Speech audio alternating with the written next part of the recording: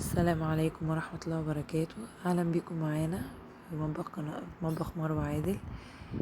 النهاردة هنعمل مع بعض أكلة سهلة، الممبار. طبعا مش كل الناس بتشوفها سهلة، زي ما انتم شايفين كده مفلفل وطالع جميل. هنا معانا ممبار حوالي كيلو ونص مثلا تقريبا يعني. الممبار بتنضفيه كويس قوي بعد ما تجيبيه من عند الجزار.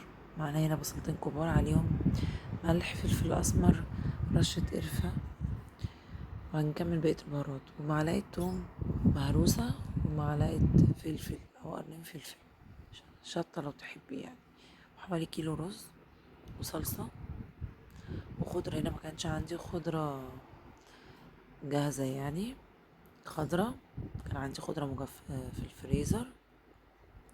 هنا كان عندي التوابل بتاعتي: معلقة كزبرة، معلقة بابريكا، ومعلقة كمون صغيرة. هنقلبهم كويس قوي مع البصلة، ندعكم في بعض كويس. الفلفل، الشطة، الثوم، والبصل. وهنا الخضرة بتاعتي: ربطة كزبرة، ربطة بقدونس، ربطة شبت. الخضرة انت بتطلعيها من الفريزر 10 دقايق وتسيبيها وتفك معاكي، وزي ما انت شايفة كده انا بعملها بالمعلقة بتتكسر معايا على طول. طعمها مش بين خالص انها مجمدة، او اني مثلا مش مديها النكهة اللي انت عايزاها في الممبار بتاعك يعني. هنبدأ نحط الرز بتاعنا، طبعا احنا غسلينه كويس ومصفيينه.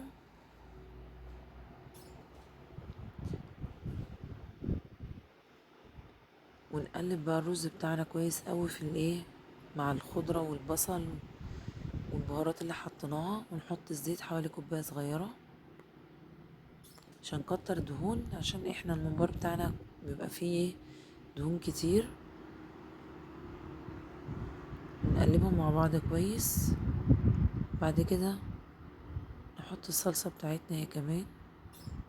والصلصة هنا لما نحطها تشوفيها حمرا،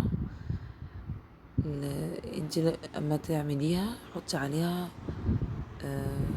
بنجراية صغيرة، هتديكي اللون الجميل ده، وفي نفس الوقت فايدة، ويبقى فيه فايدة في الطماطم اكتر كمان، طعمها بيبقى حلو يعني. نقلبهم برضو كويس زي ما انتم شايفين كده. بصوا شكلها احمر ازاي، وريحة بقى التوابل مع الخلطة اللي احنا عاملينها دي جبارة، جامدة جدا يعني.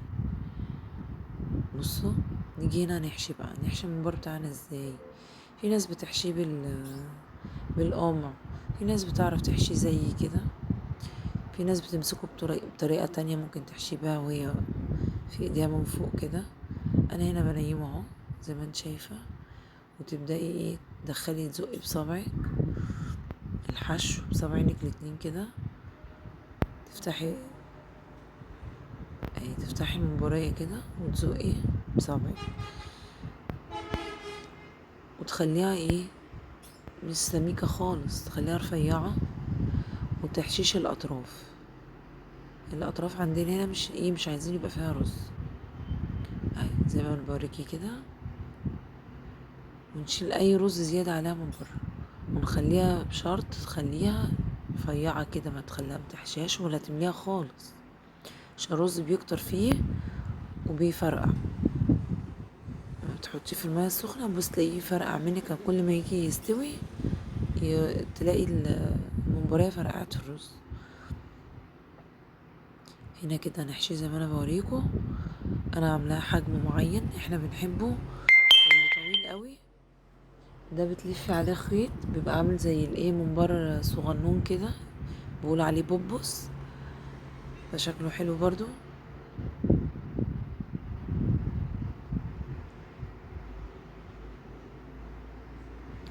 زي ما انتي شايفة كده انا بزق بصبعي وادخل الرز كويس، واتأكد ان هي كلها فيها رز ما عدا الاطراف، واشيل اي رز زيادة من بره، واخليها سمكها رفيعة زي ما انتوا شايفين كده. طبعا شايفين الحتة البيضة دي الدهون اللي فيها. الدهون دي كلها هتسيح معايا في الايه، في الشوربه بتاعه الممبار.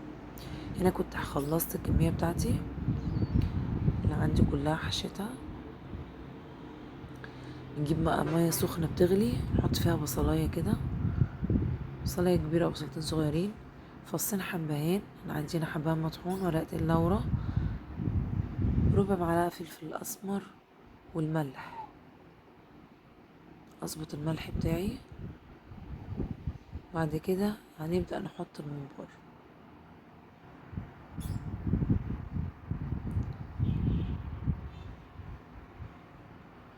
ايوه كده، اكد ان الملح مظبوط عشان يطلع طعمه حلو.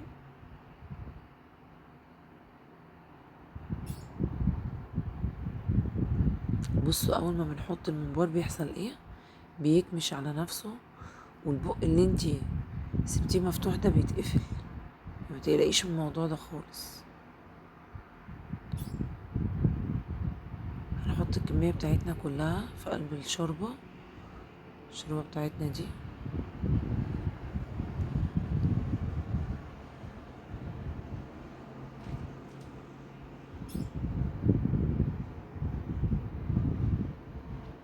انا هنا وانا بحط، بعد ما حاولت احط الكمية كلها لقيت الايه الكمية زيادة، فنقصت في حلة تانية.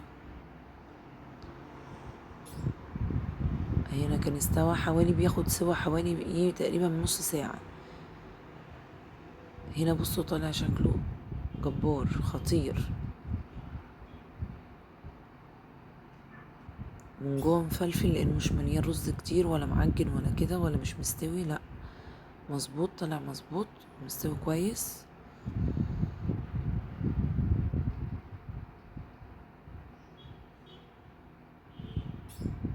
والشوربة زي ما انتوا شايفينها مليانة دهون.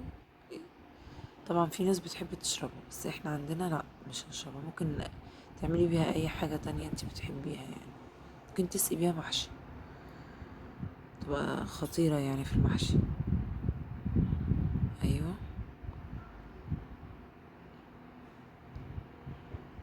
هنا الشوربة ما يعتبرش فيها رز، ما فيهاش ممبار فرقع ولا الكلام ده. ده رز بسيط كان موجود فيها كده، مطرح ايه ما بينزل في الشوربة، بيبقى في رز بسيط كده بيطلع وهو بيستوي.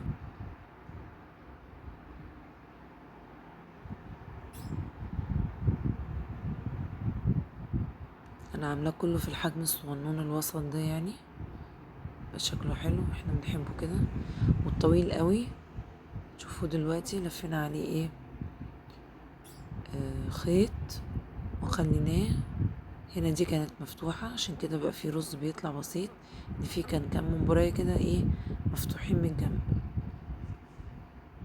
اهو، زي ما انتوا شايفين كده اهو. لفينا عليه الخيط الطويل ده، عملنا بقى ايه قطع صغننة كده، نقول عليه بوبوس.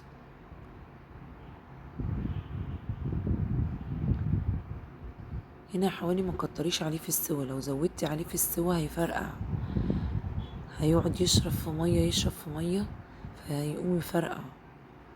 الرز هيستوي اكتر من الطبيعي، فهيعجن وهيفرقع معاكي. حوالي نص ساعة وطلعيه من الشوربة. ما تسيبيش اصلا خالص اي ممبار في الشوربة. بعد ما يستوي في الشوربة شيليه خالص كله، حتى لو مش هتسويه في الزيت بتاعك كله. في ناس ممكن تسويه في الزيت او في الفرن، انا هنا حمرته في الزيت.